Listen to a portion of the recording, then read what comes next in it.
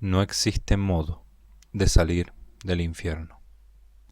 En cierto modo, el infierno ni siquiera está cerrado desde dentro, sino que el propio yo es el infierno. Ya lo dijo Tauler. Lo único que arde en el infierno es el ego. El yo no puede salir del yo. El yo puede salir de cualquier lugar, menos del yo mismo. El Evangelio es un camino para cambiar el yo. Durante la vida en la tierra se nos ofrece la posibilidad de cambiar nuestro modo de ser de forma gradual, suave. Pero conforme pasa más tiempo, más difícil es cambiar. El niño es un espíritu con máxima facilidad para cambiar. Al espíritu envejecido cada vez le resulta más difícil.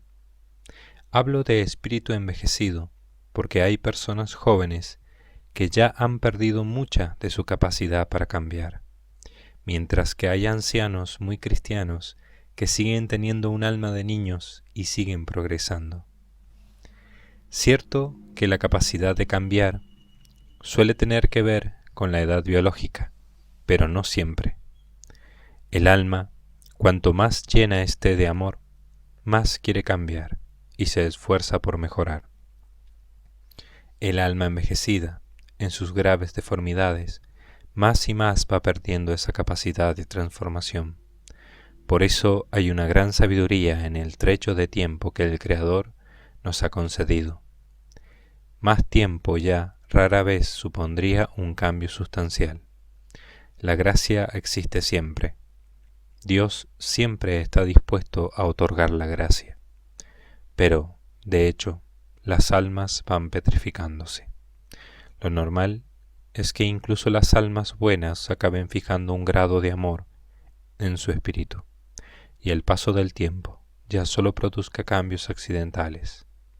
70 u 80 años de vida es un tiempo más que razonable para que se produzca la cosecha de los espíritus.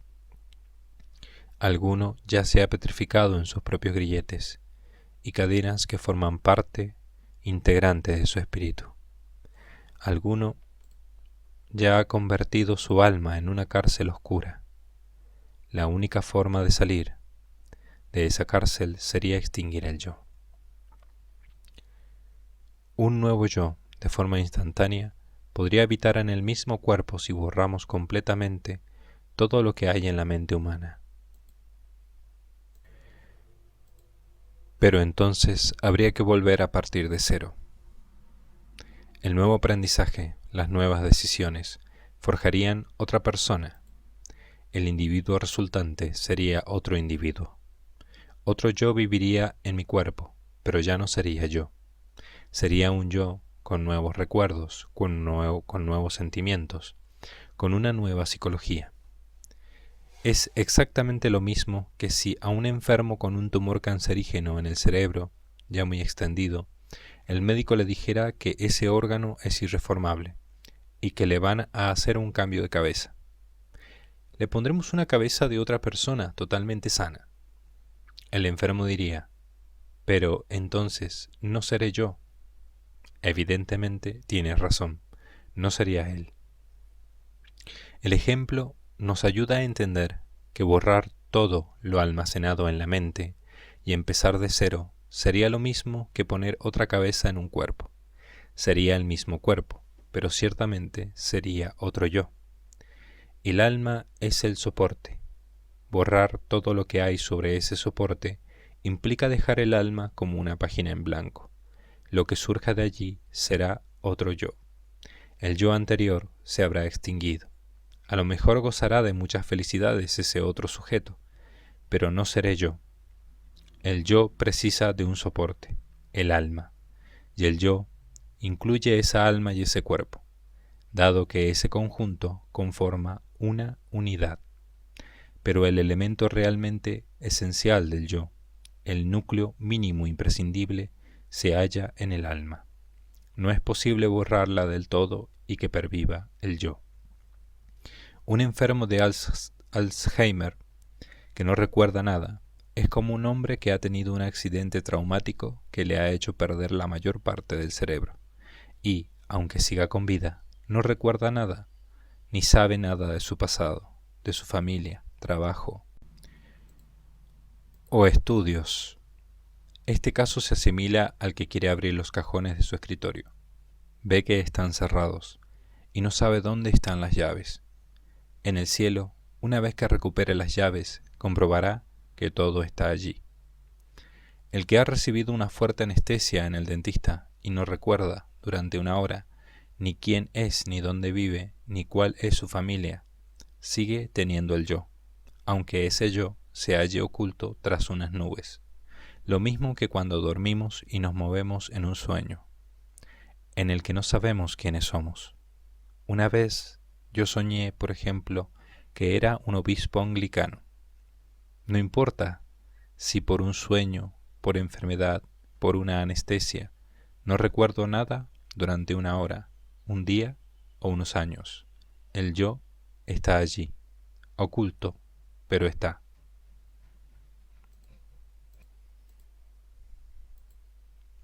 Y, de hecho, al desaparecer las nubes, vuelvo a ser yo, con mi carácter, mis virtudes y defectos. Pero, si el borrado fuera perfecto, desaparecería ese yo. Por eso el infierno no tiene puerta de salida, o la extinción del yo, o seguir viviendo. El único modo de salir del infierno pasaría por la aniquilación del yo. El problema es que entonces no sería yo el que saliera, yo no saldría. Si quisiéramos sacar con ese método a todos los condenados del infierno, no saldría nadie. Literalmente, no saldría nadie porque no saldría ningún yo. Todos los yoes se extinguirían. Alguien podría objetar, ¿pero el alma sería la misma? Sí, pero el alma es el soporte del yo. Pongo un ejemplo, aunque no sea del todo perfecto. Es solo una comparación. Si en una casa la familia tiene muchos problemas, riñen continuamente, llevan una vida desgraciada, alguien podría decir, muy sencillo, fusilamos a esa familia y recolocamos otra familia nueva en esa casa. Todos nos damos cuenta del error. Como se ve, el infierno existe únicamente si el rechazo es eterno. Si el rechazo es irreversible, no hay ninguna puerta física por la que salir. No hay posibilidad de amnistía ni de perdón. ¿Puede el Señor perdonar a alguien el hecho de que sea como es y quiera seguir siendo como es? Dios puede hacer como si no existiese la ofensa pasada, la deuda pretérita de esa alma. Pero Dios no puede hacer como que no existe ese yo, un yo que es rechazo y que produce actos de rechazo. No puede hacer como que no existe, porque existe. ¿Se puede rezar por las personas que están en el infierno para que sufran menos? ¿Podemos rezar por los condenados en el infierno para que Dios les haga más llevaderos sus sufrimientos? Nuestro Maestro nunca nos ha enseñado en la Sagrada Escritura que hagamos tal cosa. Tampoco me parece que sería razonable estar toda la eternidad suplicando a Dios por ellos. Daría la sensación de que hay una situación del ordenamiento divino que conviene que sea subsanada, al menos parcialmente. Cuando nosotros los viadores pedimos por los pecadores, nosotros nos santificamos. Dios ha permitido que nos asociemos a su obra de salvación, y ese esforzarnos nos santifica. Pero no olvidemos que Dios ya sabe lo que le vamos a pedir antes de que lo hagamos, y hay que ser conscientes de que Dios busca el bien del alma por la que pedimos más de lo que lo buscamos nosotros, porque el Señor es más bueno que el que le pide. Dios no necesita para nada nuestras oraciones por los pecadores. Si Él ha querido asociarnos a su obra redentora, si ha querido injertar nuestras obras en su plan de salvación, es sólo por nuestro propio bien. No nos necesitaba para nada para beneficiar a las almas. ¿A Dios le beneficia algo que construyamos en su honor una catedral? Absolutamente nada. Somos nosotros los que nos beneficiamos. Ahora bien, esa catedral se convierte en causalidad para el bien. Lo mismo sucede con la intercesión. Produce un verdadero bien en las almas por las que oramos. La intercesión produce efectos de salvación. No es una ficción. Si intercedemos, se produce un bien. Si no lo hacemos, se deja de hacer.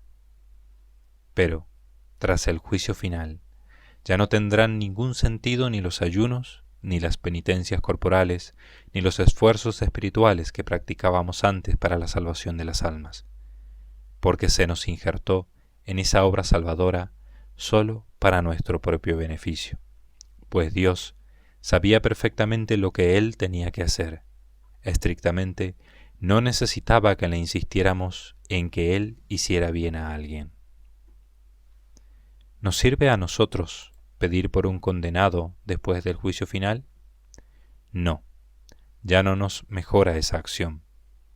¿Le sirve a Dios? No. Él sabe muy bien lo que tiene que hacer. Lo sabe y ama más a esa persona de lo que le amamos nosotros. Dios no necesita que le ayudemos.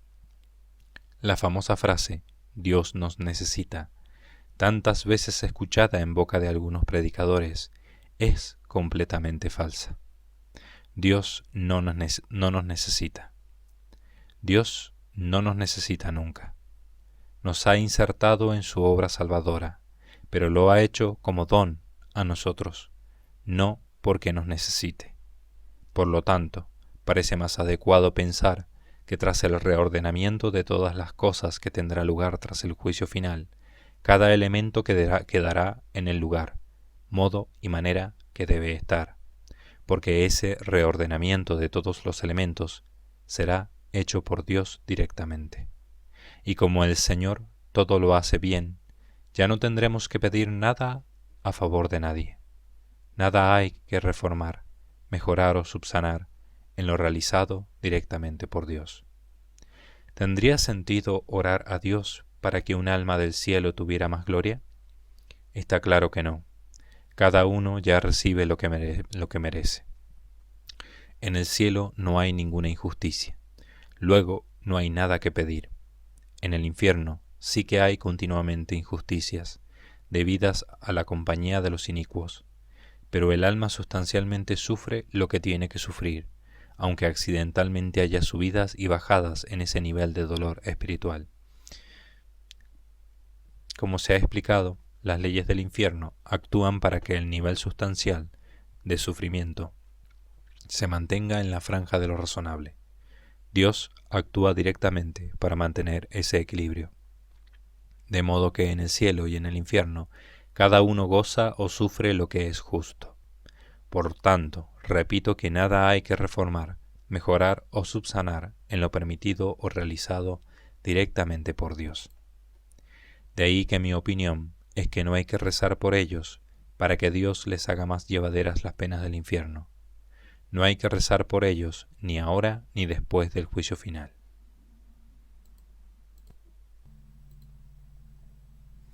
¿Cuántos se han condenado en el infierno? ¿Nos podemos imaginar un Dios que creara almas y más almas, a sabiendas de que todas han acabado y siguen acabando como pasto del fuego eterno? ¿Podemos imaginar una bondad infinita que sigue despertando a la existencia a millones de almas con el destino de sufrir perpetuamente? Resulta estremecedora la imagen de un Dios que es origen de un río de almas que desemboca en un lago de fuego. No se puede responder a esto con un sencillo «así lo han querido ellas, así lo han decidido de un modo libre». Si las cosas fuesen así, el Señor cerraría el grifo de la creación de espíritus. La participación en su propia felicidad divina es el eje alrededor del que gira el acto de otorgar conocimiento racional a otros seres.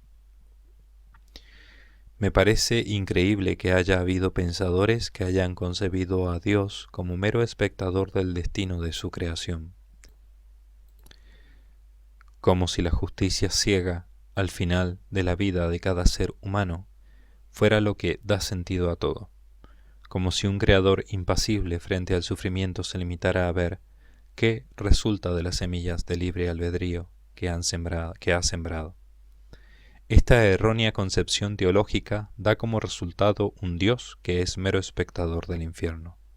Esta no es la visión católica de un Dios que es providente, un Dios que además de creador es Padre.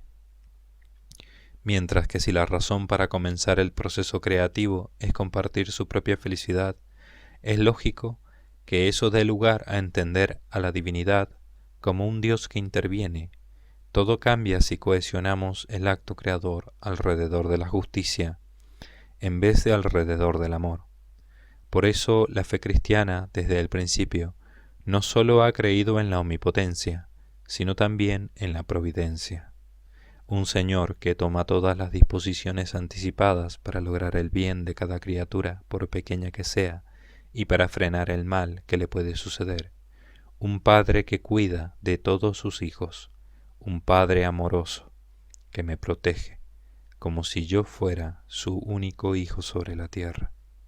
El Hacedor cuida de los humanos, pero también de las plantas y los animales. No, esta realidad tierna y amorosa no se compadece con la hipótesis de un Dios que crea a toda la humanidad para una desventura eterna. Espantosa e irreal la imagen de la familia humana como un río constante e inmenso de almas que desemboca en el infierno, y en el que la salvación sería la excepción, como unos cuantos diamantes extraídos de la ganga que se desecha. Inhumana la concepción de un Dios que antes de crear las almas decidiese por su sola voluntad. Tú te salvas, tú te condenas, vosotras tres os condenáis, tú te salvas. Esto no lo cree nadie, pero ha habido épocas en las que algunos grupos cristianos heréticos así entendían que obraba Dios. Con esto no estoy negando el misterio insondable de las permisiones divinas ni el núcleo de la disputa de auxilis.